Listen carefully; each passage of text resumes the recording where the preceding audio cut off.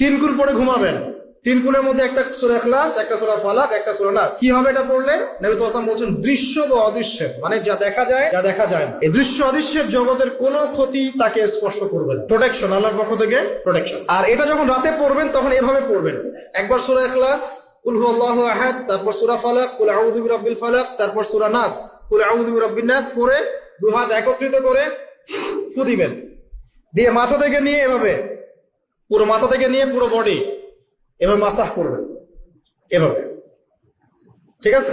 এটা তিনবার করবেন, একবার না। একবার পড়বেন করবেন, আরেকবার তিনবার। এরপরে পড়বেন সূরা কাফিরুন। কোন সূরা? কুল ইয়া আইয়ুহাল কাফিরুন লা আ'বুদু মা তা'বুদুন। এই সূরাটা পড়বেন লাকুম দীনুকুম ওয়ালিয়া দীন পর্যন্ত।